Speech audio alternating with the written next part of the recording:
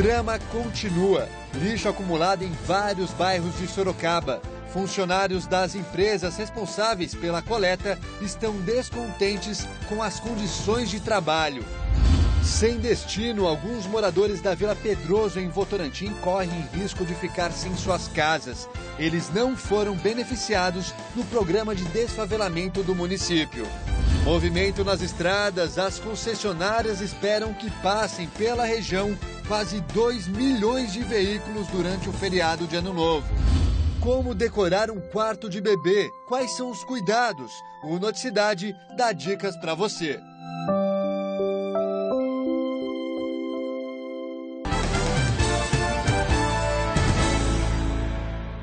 Olá, boa noite. Alguns moradores de uma favela de Votorantim correm o risco de ficar desalojados. Eles não foram beneficiados em um programa da prefeitura. Veja. O trator de esteira passou a tarde na favela para derrubar os barracos. Em poucos minutos, alguns tijolos e muita madeira ficaram no chão. Segundo os vizinhos da Vila Pedroso, os primeiros barracos foram erguidos há mais de 30 anos. A demolição estava prevista e faz parte de um projeto de desfavelamento. Em 2009, foi feito um cadastro dos moradores para a transferência deles para estas unidades que ficam aqui ao lado. O problema é que nem todos conseguiram um apartamento e agora não tem para onde ir. É revoltante. Não tem para onde ir, tá sem água, sem nada, que estão derrubando tudo aí. Jaqueline tem de atravessar a viela para chegar no fundo, onde mora com 4 filhos pequenos. Por causa da documentação incompleta, a dona de casa não foi beneficiada. Na última hora, eles avisaram que não foi aprovada a minha ficha da Caixa e disse que eu tinha que esvaziar. Se foi doado o apartamento, porque por causa de uma verbação a gente não conseguiu o apartamento, né? Então a gente tem que ir com as crianças para a rua. Desempregada, Jaqueline não consegue ajudar o marido com o valor de um aluguel. O que você pediu à prefeitura, como é? Então, eu falei para eles se não tinha que pelo menos um vale aluguel, né? Porque para poder ajudar no aluguel, né? Mas eles falaram que não tem como, porque a culpa não foi deles. Outra situação que envolve pais e filhos pequenos. Dayana morou com os pais neste barraco por 35 anos. Eles conseguiram um apartamento e ela formou uma nova família no mesmo local. Ninguém vem aqui saber como a situação da gente como tá, deixaram a gente sem água. Eu com uma criança pequena de 4 meses, um menino de 4 anos e nós não tem para onde ir. O marido reclama da falta de atenção por parte da prefeitura. Eu acho que é uma prefeitura que tem condição de cuidar de uma cidade inteira, não tem condições de ajudar 4 famílias, é muita sacanagem mesmo. Por meio de nota, a Prefeitura de Votorantim informou que desde ontem auxilia as famílias da Vila Pedroso e que só foram demolidos os barracos vazios. O programa de 2009 beneficiou 60 famílias. Ainda segundo o Poder Executivo, quem não conseguiu a transferência, como é o caso das famílias mostradas na reportagem, deve continuar na área até novo cadastramento. A Prefeitura informou também que na área verde, onde os barracos foram erguidos, vão ser construídos mais 160 apartamentos. Bom, a gente muda de assunto agora e fala de trânsito. Muita gente deve pegar a estrada ainda hoje por conta desse feriadão de Ano Novo. Então vamos ao vivo com a Andréia Trevisan, que está na rodovia Castelo Branco, em Itu. Muito boa noite, Andréia. Como está o movimento na estrada aí? Boa noite, Nolan. Boa noite a todos que nos assistem neste momento. Por enquanto, o movimento está normal para o horário. O movimento um pouquinho maior é sentido interior, mas segundo a Polícia Militar, nada de muitos veículos. 56 mil veículos estão previstos para passarem por aqui neste pedágio em Itu, onde nós estamos. Por enquanto, passaram cerca de 38 mil. E são esperados para este feriadão na nossa região aproximadamente 2 milhões de veículos. Olha só, no sistema Anhanguera Bandeirantes, na região de Jundiaí, deve passar o maior fluxo. A concessionária espera cerca de 800 mil veículos. Já na região de Sorocaba, no sistema Castelo Raposo, devem passar 551 mil carros. E na região de Itapetininga, também no sistema Castelo Raposo, a concessionária espera 615 mil veículos. Vamos ver agora os horários de pico em toda a região, horário que o motorista deve evitar a pista. No sistema Castelo Raposo, região de Itu e Sorocaba, o horário de maior movimento hoje vai até às 11 da noite. Já amanhã, o horário de pico no trecho é das 7 da manhã até às 3 da tarde. As obras no sistema serão suspensas no período de maior fluxo até quinta-feira. Já na rodovia Raposo Tavares, região de Itapetininga e Tatuí, o horário de pico hoje vai até a meia-noite. Amanhã, o maior fluxo de veículos deve ser das 6 da manhã às 2 da tarde. No sistema Anhanguera Bandeirantes, região de Jundiaí, o motorista deve evitar viajar hoje até às 8 da noite e amanhã das 7 da manhã até às 7 da noite. No domingo, das 2 da tarde às 10 da noite, os caminhões que se destinam à capital pela rodovia dos Bandeirantes devem utilizar a via Anhanguera, no trecho do quilômetro 48 ao quilômetro 23, entre Jundiaí e São Paulo.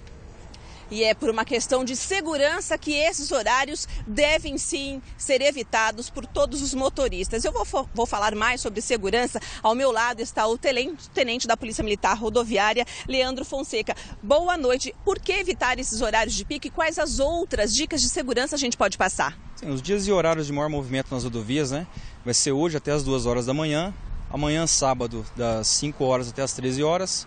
E também no dia 1º, quarta-feira, da meio-dia até a meia-noite. E é importante que os motoristas evitem, porque como o trânsito ele fica mais moroso, a viagem ela se prolonga e acaba gerando cansaço, e isso pode colaborar com os acidentes. Quais as infrações mais comuns?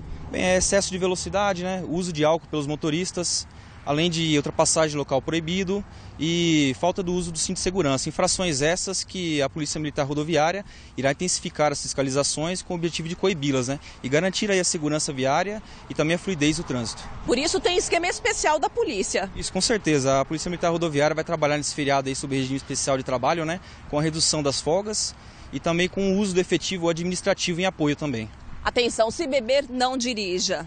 Isso, com certeza. A Polícia Militar Rodoviária vai estar intensificando operações de direção segura, com uso de etilômetros aí. Então segue a dica aí para que não ingiram bebidas alcoólicas se forem viajar nesse feriado. Se o motorista tiver algum tipo de problema, como parar em local seguro? A orientação que nós damos é que ele primeiro define o itinerário, e anote os telefones de emergência. E além disso também, procure sempre as bases da Polícia Militar Rodoviária, para parar com mais segurança, além de recuos na rodovia, Ok, muito obrigada pelas informações. Nola, lembrando que no último feriado de Natal, pelo menos 3 pessoas morreram aqui nas nossas estradas, segundo as concessionárias que administram as vias, e mais de 180 acidentes foram registrados. O número alto que nós do jornalismo não queríamos mais repetir, não é isso? Tá certo, André. Muito obrigado pelas informações. A gente não quer repetir esse número, mas infelizmente a gente tem que fazer isso. Agora à tarde, 2 pessoas ficaram gravemente feridas depois de sofrerem um acidente na rodovia Marechal Rondon, em Laranjal Paulista. Segundo a polícia, elas estavam em um triciclo e foram atingidas por um carro que invadiu a pista contrária da rodovia. As vítimas foram encaminhadas ao Hospital das Clínicas de Botucatu. Um perigo. 3 casas pegaram fogo no Jardim Boa Vista, em São Roque. Segundo o Corpo de Bombeiros, no local moravam 18 pessoas, entre elas 6 crianças. No momento do incêndio não havia ninguém no local, ainda bem. Os imóveis precisaram ser interditados. As causas são desconhecidas. Além da viatura do Corpo de Bombeiros, policiais militares e um caminhão-pipa auxiliaram no combate ao fogo. E em Sorocaba, moradores continuam sofrendo com a coleta irregular do lixo. Muitos bairros já apresentam um acúmulo em ruas e também avenidas. Funcionários das empresas responsáveis pela coleta protestaram ontem e paralisaram os serviços por algumas horas. Segundo representantes do sindicato da categoria, a coleta já voltou ao normal. Por conta da situação, uma reunião emergencial foi convocada hoje pela Prefeitura. O lixo está acumulado em ruas e avenidas de vários pontos da cidade. Na Zona Norte, a situação é a mesma, por exemplo, nos bairros Vila Barão, Vila Helena e Jardim Nogueira. Na Zona Sul, Parque Campolim, e Zona Leste, Parque Três Meninos, também não é diferente. A tampa chegou a ser usada para evitar o acúmulo de lixo no chão. Em alguns lugares, o resíduo foi colocado em sacos próprios para minimizar a sujeira. Em outros locais, há abuso de moradores que abandonaram tapete, caixa de madeira e até para-choques de carros. O acúmulo de lixo nas calçadas ou na terra aumenta a proliferação de moscas e ainda o número de reclamações.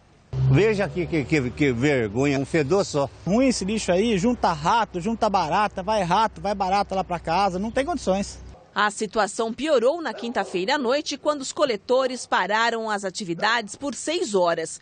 O sindicato, que representa os 260 trabalhadores, afirma que todos enfrentam riscos diariamente pela falta de manutenção na frota de caminhões. A manutenção ela é zero hoje, não tem. Foi detectado assim, caminhão sem freio, caminhão sem giroflex, que na verdade o giroflex é o que dá o alerta, né, quando o caminhão para coletar. Então, sem luz de freio, sem luz de ré, sem condição nenhuma. Tem caminhão lá que não tem condição de uso. Em uma reunião emergencial nesta sexta-feira entre a Prefeitura e representantes das empresas responsáveis pela coleta, o secretário de Serviços Públicos afirmou que os caminhões estão quebrados e funcionários faltaram, por isso, o acúmulo do lixo. Existem problemas de ordem mecânica e de ordem funcional. Os funcionários têm feito algumas paralisações aí que comprometem a coleta de turnos do lixo, né? E quando você compromete um turno, praticamente você está estendendo o lixo de um dia, somando com o do outro também. O secretário foi questionado ainda se o problema da frota sem manutenção não poderia ter sido verificado antes do contrato de emergência que termina no próximo dia 30 de março. Justamente essa informação e contra-informação é que não está clara, porque você realmente tem caminhões que estão aquém daquilo que precisaria, mas no geral é uma frota que poderia muito bem estar fazendo o trabalho. O consórcio, formado por 3 empresas, assumiu a coleta de lixo em Sorocaba no dia 30 de novembro, após o rompimento do contrato entre a Prefeitura e a empresa Gomes Lourenço. A exigência que a gente fez junto às empresas hoje é que resolva os problemas que foram identificados, né, dessas ordens, tanto funcionais quanto de equipamentos, e até o final dessa semana consiga pelo menos equalizar o problema que hoje a gente encontra, né? Sobre o assunto, nós entramos em contato com as empresas que formam o consórcio responsável pela coleta de lixo na cidade de Sorocaba, mas nenhuma respondeu às nossas solicitações. A gente já volta a conversar com a Andréa Trevisan, que está na rodovia Castelo Branco, em Itu. Andréa, o movimento ainda está tranquilo por aí? Isso mesmo, Nola. Como nós falamos no primeiro bloco do Noticicidade, o movimento continua tranquilo para o horário. Segundo a polícia rodoviária, é como se fosse um dia comum e não praticamente vésperas do ano novo. Por aqui, pelo pedágio de Itu, devem passar aproximadamente 58 mil veículos. Por enquanto, já circularam aproximadamente 36 mil. E olha só, quem não seguiu de carro pode seguir de ônibus. A rodoviária de Sorocaba colocou ônibus extras para atender a demanda. A expectativa é que até o próximo dia 31 circulem aproximadamente 20 mil pessoas pela rodoviária de Sorocaba. E os destinos mais procurados são o litoral, é claro, as praias como Mongaguá, Praia Grande, Ilha Comprida, também o norte do Paraná, o Rio de Janeiro e, claro, São Paulo, capital. De lá as pessoas partem para outros destinos. E uma recomendação da gerência da rodoviária é para que a pessoa compre o bilhete de volta com antecedência para evitar surpresas desagradáveis. Outra orientação muito importante é que todos só podem embarcar portando documento de identidade, documento original e com foto. A regra vale principalmente para as crianças, portanto, o responsável deve ficar atento e levar o documento da criança e também dos próprios responsáveis. Nola. Tá certo, André. Muito obrigado por essas informações. E olha, outra informação que o pessoal desse feriadão deve querer saber é sobre a previsão do tempo. O fim de semana deve começar com sol entre nuvens durante o dia, mas à tarde a previsão é de chuva. Em Sorocaba, a temperatura chega aos 32 graus. Veja como fica o tempo também em outras cidades.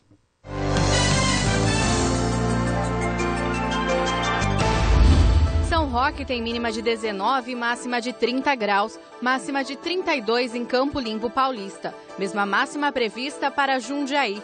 Em Itapetininga, as temperaturas variam entre 21 e 31 graus. Quando chega a hora de montar o quartinho do bebê, os pais querem tudo muito bonito, mas é importante também pensar na segurança das crianças. A gente mostra agora algumas dicas. Veja a reportagem.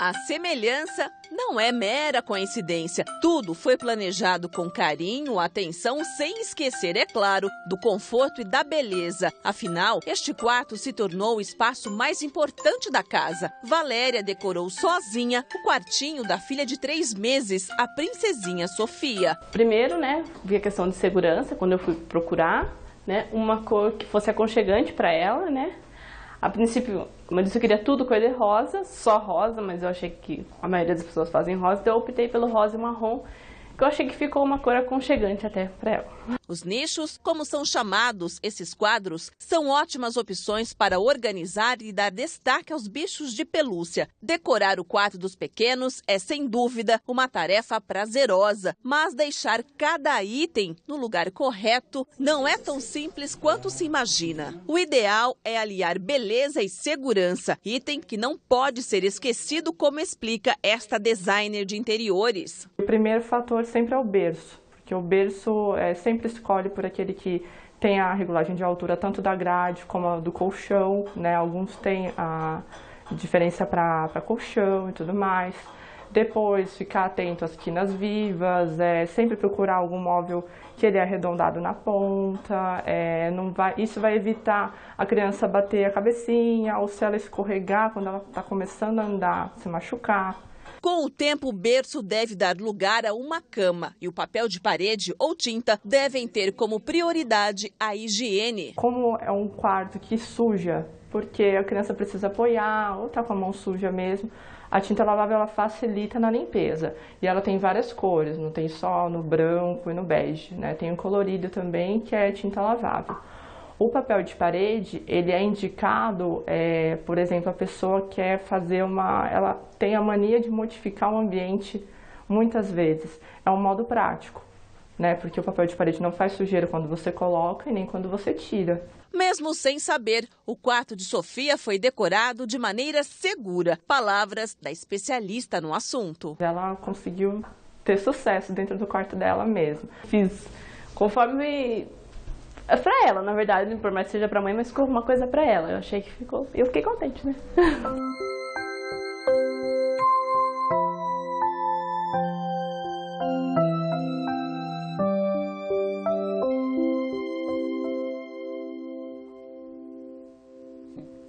O Noticidade fica por aqui. A gente encerra essa edição com imagens ao vivo de tudo da rodovia Castelo Branco. Obrigado pela companhia, tenha uma boa noite e amanhã a gente se encontra no programa Acesso às 7h15 da noite. Até lá, tchau!